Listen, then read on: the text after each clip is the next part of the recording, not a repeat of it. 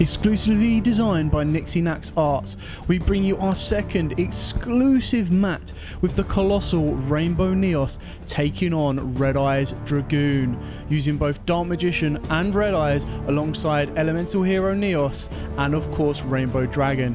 Produced by Venom Battle Gear, this is an exclusive mat only available from their site. You can get this mat both with and without zones, and it can be shipped worldwide. What are you waiting for? Visit venombattlegear.co.uk to get your own exclusive Rainbow Neos versus Red Eyes Dragoon playmat. What's up YouTube, Darryl here from Z4 Games, and today I am going to bring you my first place Dark Magician profile. Now, this deck took to my locals first week with Dragoons in it as well, and it took first place. It went 4-0. It ended up facing some incredibly powerful boards as well. So, okay, round 1 was Christrons.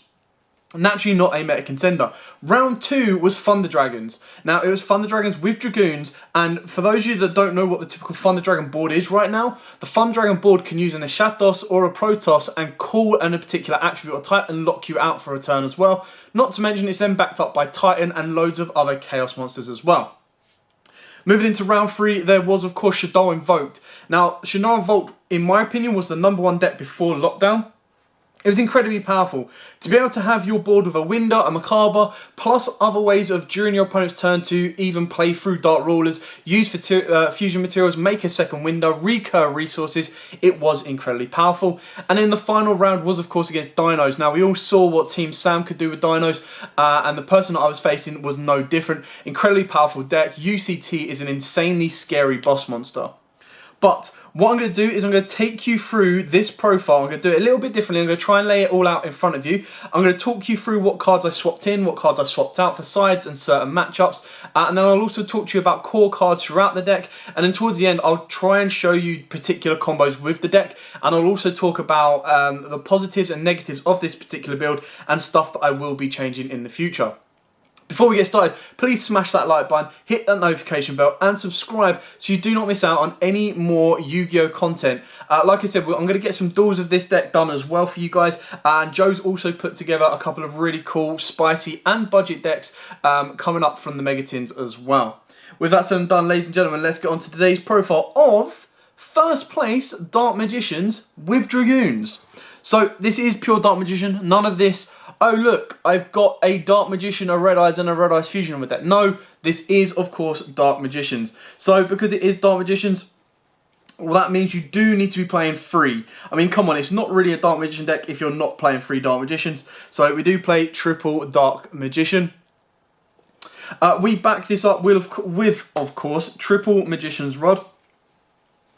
So, Magician's Rod, a lot of people actually ask me, you know, what do I think of Keeper of Dragon Magic? And the ultimate answer is, the Verti Anaconda combo, while we still have it, is just too strong not to use. So, while we still got it, while we can still use it, that's the angle you want to aim for over anything else.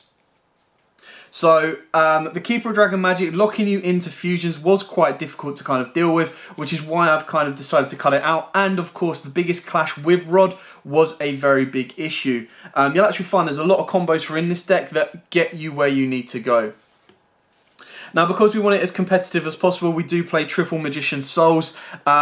You know, these two straight away is a Verti Anaconda combo. That gets you into Dragoons. Dragoons is your most powerful boss monster. But what makes it better with this deck is you've already put a Dark Magician in the grave. So the idea is that between Rod and Souls, you want to be able to get into a Circle and, of course, an Eternal Soul. So you've got disruption during your opponent's turn. Finishing off the Dark Magician lineup specifically, we do have 2 Apprentice Illusion. So obviously the reason for this is it is a free summon, but a lot of people actually forget it can be used as a battle trap to protect any of these Dark Spellcasters as well, and even your Dragoons, because, let me just double check, it doesn't target. Yeah,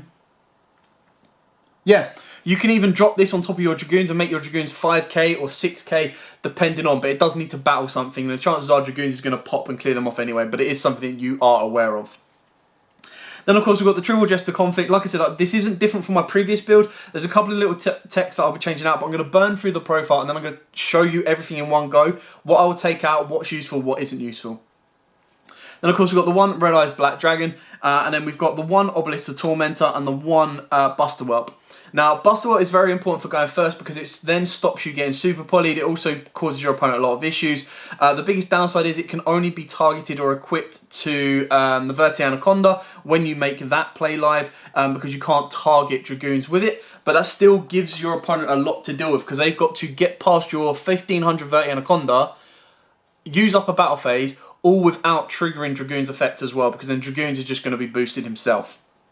Obelisk, like I've mentioned before, is part of the combo with the True Name. And the True Name, again, actually put in a heck of a lot of work last night, purely because, not so much that people didn't know what it did, because it's not exactly like a groundbreaking card, but you can combo it off with any stack card. So Circle or Soul Servant, you stack your deck, you call correctly, which you should do if you've stacked it, and then straight away, you can draw into a Rod, you can draw into a Souls, and then you're going to be setting your board up with a instant, basically, fodder to get into your Verti Anaconda.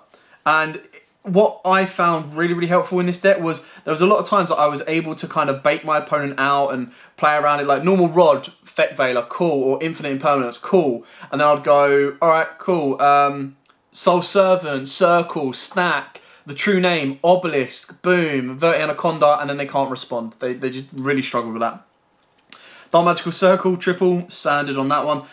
Triple Soul Servant, obviously we all know how important these two are to the deck. Triple Forbidden Droplet. This actually, again, put in a lot of work. Like when your opponent goes to get rid of one of your stuff or goes to negate one of your things, you can chain Droplet, send it, negate it, and off you go.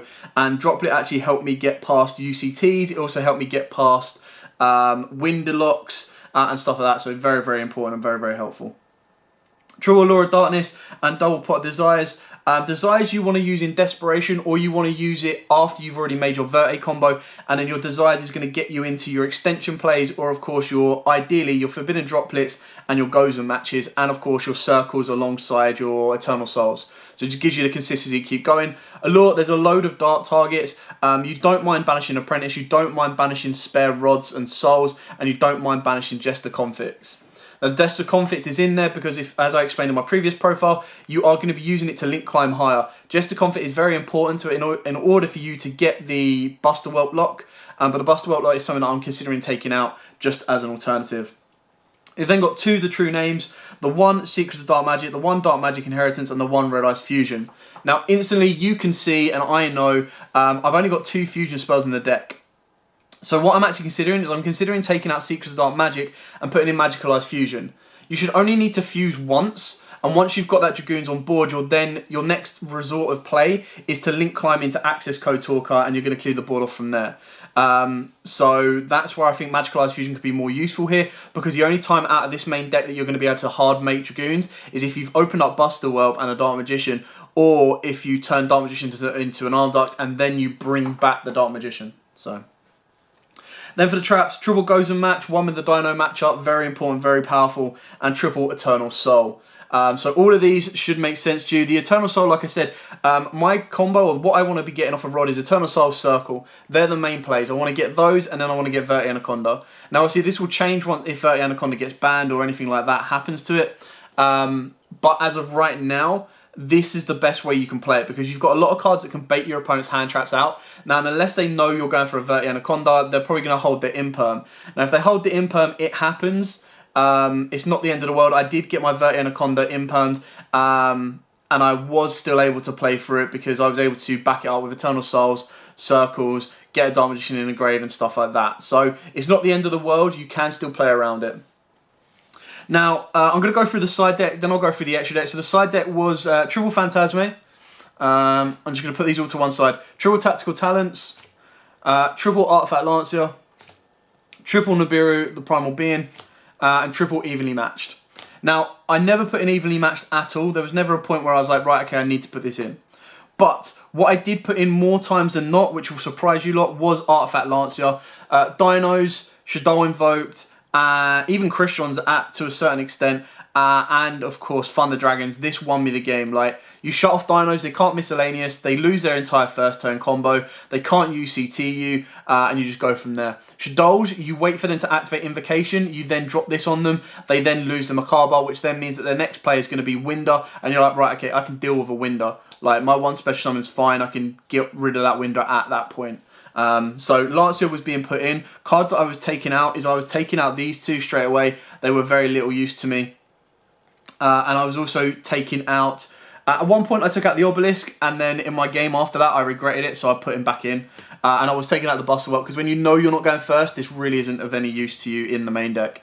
So there are 4 cards that were easily coming out. Now obviously you need to take out less than that, but I was also putting in 2 triple tactical talents at a point, and depending on what I was facing, it was either going to be Fantastical Dragon Phantasme or Nibiru's, which again, I put them in at 2 odds. So Lanciers was going in at near enough 3, and then depending on what else I was doing, I was putting in a mixture of these, getting to about, for an additional 4 cards. So the additional 4 cards, I would take Gozen Match down to 2, I would take Forbidden Droplet down to 2, and I would also take Jester Conflict down to 2. Now, the reason I did this was because in comparison to Droplet and Gozen Match, for Gozen Match it wasn't great going second unless I was able to block and lock. So I kind of reduced the ratios of this, sometimes even left it at 1. Because what I still wanted to do is, even if I couldn't clear the board off or finish the board off, a single Gozen, depending on what the matchup was, would have won me the game. Now, if Gozen becomes irrelevant and they're only playing one particular attribute, then you take Gozen out completely, and that's an easy side out card. I was taking out the Jester Conflict because, again, it was one of the more... That and Apprentice were the cards I was like, right, okay, I can actually do with these going down to less, because in place of them, I'm putting in cards that are particularly going to hurt my opponent directly. I also have a lot of draw power to get into my side cards as well, and it didn't really mess with the dark ratios too much, because if you was putting Phantasmes back in there, you were pretty much covering the darks you were taking out anyway.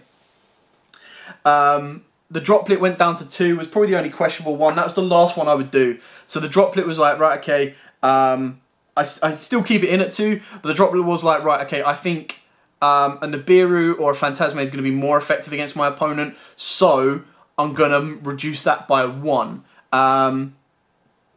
It clearly worked out for me, so I didn't have any major issues with that. And like I said, Gozen in the main deck and Lancia in the side deck put in so much work. I'm not saying that Dragoons and the rest of the Dark Magician deck didn't, because like the Circle Eternal Soul plays was really good, and the reason I've actually put that back to 3, or Eternal Souls at 3, is because you don't worry. Like, if you've got Dragoons on board and they think that they can just get rid of your Eternal Soul to nuke your board, you go, yeah, that's fine, but then you still leave me with a Dragoons. So I still stop your first attempt at getting rid of it with my Dragoons effect, and then my second attempt just clears it off completely, and Dragoons stays there, and it's still a 4k monster that your opponent struggles to deal with. So yeah, that was the reason on that one. Moving into the extra deck, of course, we'll go for the Link monsters first. We've got the one Umduct, so you're going to be using this to go into...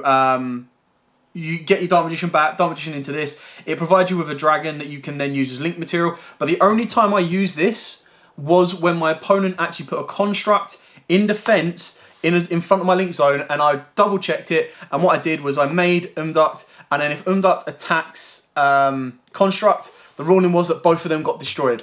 He didn't have a Shadow card in the graveyard, and I had a Rod on board. So literally what I did, rather than trying to banish this or anything like that, is I crashed into each of them. I couldn't banish it anyway. So I crashed into each of these. These both died, which was absolutely fine.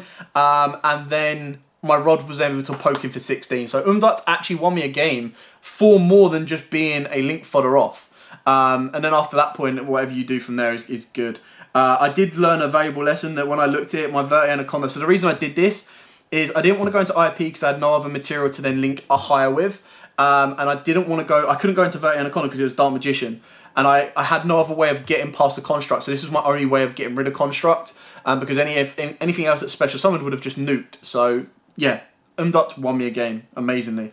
Double Verte Anaconda. The only reason I've got 2 in here is in case they stop the first one and then clear it off, I can still make the second one.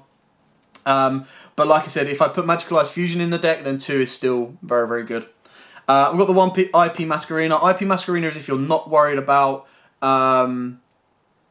Super Poly, because then if you are worried about Super Poly, you go into Union Carrier and then you equip and go from there. But these two only come into play if you open up a a way of getting 3 special summons to the board. So you have to go normal summon Rod, you'd then have to be able to resolve either multiple Jester Configs, a Magician's Souls, an Apprentice, or the True Name.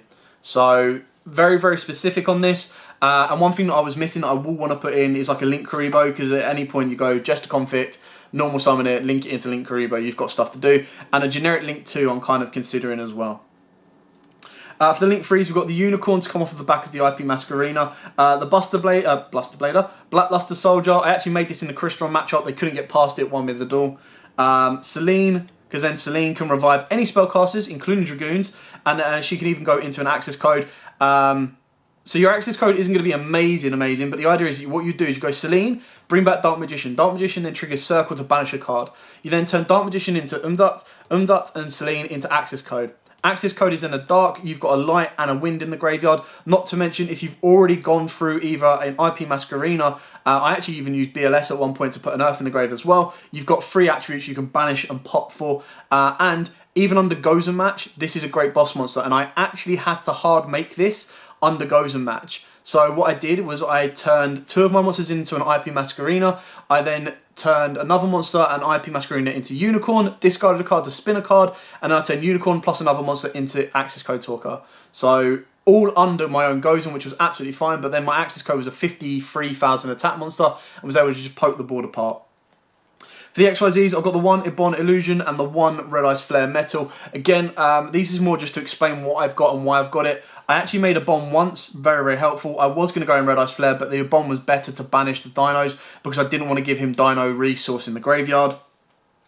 And then for the fusions, I've got the 1 Dark Magician, the 1 Dark Magician, the Dragon Knight, and double Red Eyes Dragoon. Now, obviously, these I never made, never, ever, ever made. Might be a little bit different, but your go-to fusion monster is, of course, now Dragoons. So, yeah, I made him pretty much every single game I played.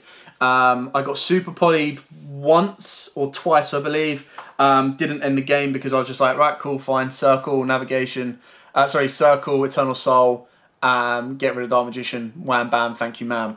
So, yeah, I never really made a second, and that is why I'm considering Magicalized Fusion to come back in, which is exactly what I'm going to be doing. Magicalized Fusion will be coming in for the secrets, because then I could just resolve a second Verte. But you should never have to really resolve a second Verte. Everything gets done within the one go.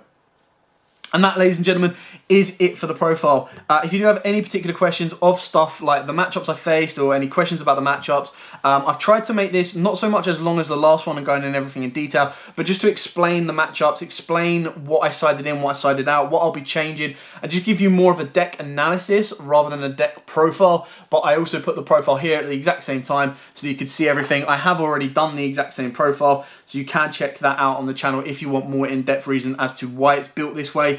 But yeah, this is just to say, look, Dark Magicians can still do it. Don't sleep on it. It may have only been locals, but it did still take on meta-competitive decks in the forms of Winterlock, backed up with Macabre, Dinos, Thunders, and Krystrons. And let me tell you this, you don't know real fear until someone drops a hot red Dragon King Calamity on you during your turn. So like Azathoted me for a turn with a 4k beat monster, and I was like, yep, cool, this is going to go good. Ultimately, at that locals as well, Dinos, Thunders, and the Shadows finished second, third, and fifth. So again, I took out pretty much all of the top cards. So don't write Dark Magician off, is what I'm trying to say to you guys. But yeah, thank you so much for watching. Don't forget to like, comment, subscribe, share. Until absolutely next time, guys. Like I said, any questions, put them in the comments below. Until next time, guys, as absolutely always, stay safe and happy dueling. Exclusively designed by Nixie Arts, we bring you our second exclusive mat with the colossal Rainbow Neos taking on Red Eyes Dragoon, using both Dark Magician and Red Eyes alongside Elemental Hero Neos and of course Rainbow Dragon. Produced by Venom Battle Gear, this is an exclusive mat only available from their site. You can get this mat both with and without zones, and it can be shipped worldwide. What are you waiting for? Visit venombattlegear.co.uk to get your own exclusive Rainbow Neos versus Red Eyes Dragoon playmat.